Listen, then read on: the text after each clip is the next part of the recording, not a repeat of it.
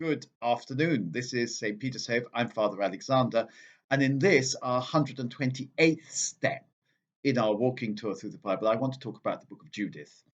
I'm going to cover the Book of Judith in one step. The whole point of a walking tour is you can speed up or you can slow down. Whereas Tobit, I think, was worth a great deal of discussion. Judith is not. I don't want to be disparaging about the Book of Judith. Funnily enough, it has been very popular in the past. I mean by that look at any church ceiling and you'll see a lady holding a man's severed head, and you think, Judith and Holofernes. So art has certainly, and artists have lighted upon Judith as a subject, and with great pleasure. The most famous Judith and Holofernes is that by Artemisia Gentileschi, I think, one of the few female artists of the Baroque period, who shows us a beautiful woman cutting off a man's head. And there's also a very famous Judith and Holofernes by Caravaggio, where another beautiful woman is chopping off a man's head, but sort of flinching as she does so. Very interesting psychological picture. So is the Artemisia Gentileschi one. After all, Artemisia Gentileschi had herself been subject to male violence. And so the subject of a woman getting her revenge on men is rather a piquant one for her. The other thing, of course, is composers have really lighted upon Judith. There was a very famous oratorio by Vivaldi called Juditha Triumphans, which, according to one of my friends, is the most boring thing he's ever sat through. And according to another one of my friends, it's simply the most marvelous work. You listen, you choose. I've never heard it myself. There is also a very long Anglo-Saxon poem, the longest Anglo-Saxon poem in existence, which is called Judith, which is a retelling of the story of Judith. Now, actually, if you look at the book, it's 16 chapters long, quite a long book, and Judith doesn't turn up till quite late in the story. The story is as follows: Nebuchadnezzar, but not the real Nebuchadnezzar, it's some sort of archetypal anti-Jewish king, is invading the whole world and is conquering the whole world because they haven't towed the line. And eventually he comes up against the Jews. He's warned by a good person who is like a prophet but not a Jew, saying you cannot conquer the Jews. They can only be conquered if they sin. And these Jews are not sinning, and therefore you will never conquer them. Well, Holofernes, who is Nebuchadnezzar's general, thinks this is ridiculous, and he lays siege to the town of Bethulia. And he takes its springs, and of course, the idea is he will starve them into submission and make them die of thirst, so they'll have to surrender. All of this takes an awful long time. Now, you get the very strong impression with Judith that it is meant to be a piece of entertainment. It's a war story. In other words, it's telling us about a war that never happened in a period that never existed. But it's a wonderful sort of long, entertaining, in a day when, of course, there was no other entertainment apart from storytelling, entertaining saga, farrago, and it's spread out and so on. So it's milked for all it's worth. We're told that Nebuchadnezzar has 120,000 troops in the field, which cannot possibly be true. No army in ancient times could have been that big, simply because there weren't the provisions to keep an army like that in the field. Anyway, up they come to Bethulia, and everybody in Bethulia runs out of water. They start panicking, thinking we should have surrendered to Nebuchadnezzar. They've implored the Lord and this, that, and the other. They're all very pious, but they said, "Oh well, we're all going to die of thirst. We should have surrendered to Nebuchadnezzar." Then Judith appears. Now she's an incredibly pious widow who has spent all her time in seclusion, having lost her husband. And I have to tell you, she's an icon of Jewish womanhood. Not only is she incredibly pious and full of prayer, she's also ravishingly beautiful. And everybody says so. In fact, the fact that Judith is ravishingly beautiful is repeated about 5 or 6 or 7 times in the story. And she said, "Don't worry, I'll sort it out." And she does. Now, Judith isn't really a historical figure. The clue is in the name. Judith just means the Jewish woman. So she's an icon of Jewish womanhood. She is a symbol of national resistance. And of course, this gives us the clue about when this was written. It wasn't written in the Persian period. It was written after the Persian period, probably in the time of the Maccabees, when the Jewish nation had been terribly persecuted by Antiochus Epiphanes, and therefore this Judith is, if you like, a heroine of the resistance.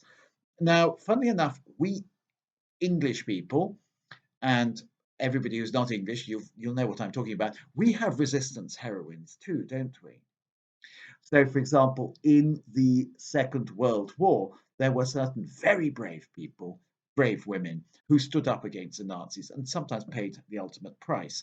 I'm thinking of the Violette Jarbeau, the one who was made into a film called Carve Her Name with Pride. I'm thinking of nurse Edith Cavell, who was shot by the Germans in Brussels. And I'm thinking, of course, of the great and good and gloriously glamorous Mata Hari. So Judith is all of these things put together. And she says she'll take on Holofernes. So she does. With her housekeeper carrying a picnic, because you can't eat any food that Holofernes might provide for you, which wouldn't be kosher.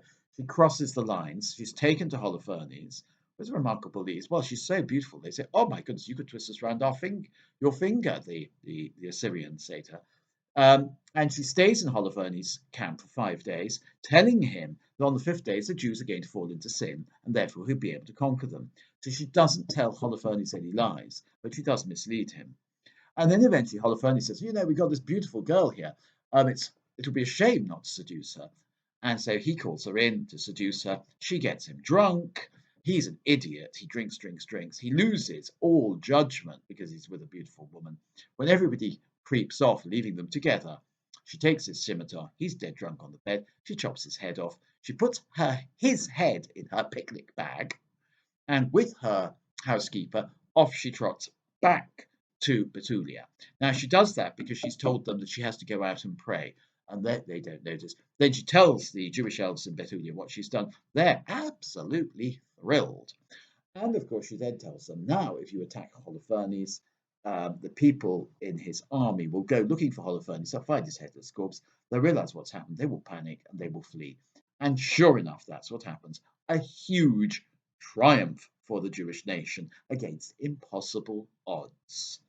This is clearly a fairy story, but it's also a comedy because it's full of wonderful ironies. The way the Assyrians let Judith into their camp and say, "Oh, you're so wonderful," and so on and so forth. And the way she tells them, she spins them a tale which is technically true but not actually true. And then, of course, she chops off his head, which is sort of the pièce de résistance, shall we say, of the whole story. So it's a tale of a resistance heroine. Interleaved with all this are various prayers that Judith utters and the people utters, which are sort of in the manner of the Psalms. One of these, in an edited version, is used in the breviary. Begin a song to my God with tambourines, etc. The atmosphere of Judith seems to be somewhat in keeping with the atmosphere of the Book of Judges, because you remember Jael, who nailed Sisera's head to the ground. That's clearly the inspiration of Judith, I think. Sisera was an overweening general and so on and so forth, taken care of by a Jewish woman. And Judith does the same. Holofernes is a boastful braggart idiot.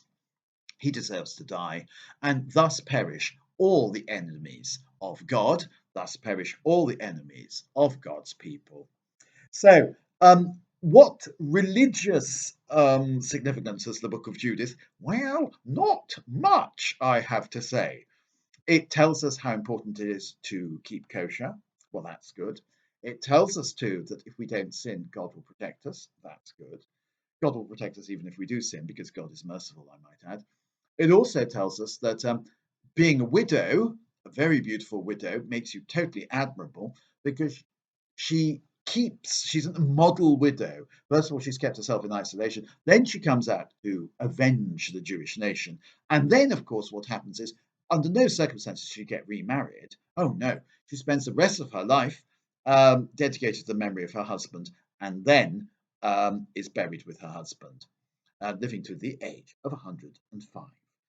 So she's a bit like one of those widows in St. Paul who, having married once, doesn't marry again. She doesn't believe in second marriages. This book was probably written about 200 BC. It would have been current that means in the time of our blessed Lord. And probably, because it's been included in the Bible, it must have been very well known. Probably it might have been read by Saint Joseph to the Blessed Virgin and Jesus, on the dark winter evening as an entertainment, which it is. It's sort of a religious entertainment.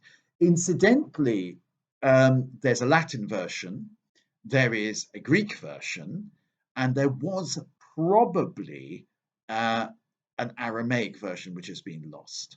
And there doesn't seem to have been a Hebrew version. This is why this book is rather disputed by some of our Protestant brethren.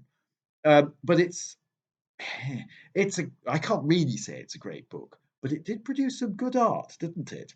You might like to listen to Judith Triumphans, or you might just like to Google Judith Caravaggio or Judith Artemisia Gentileschi.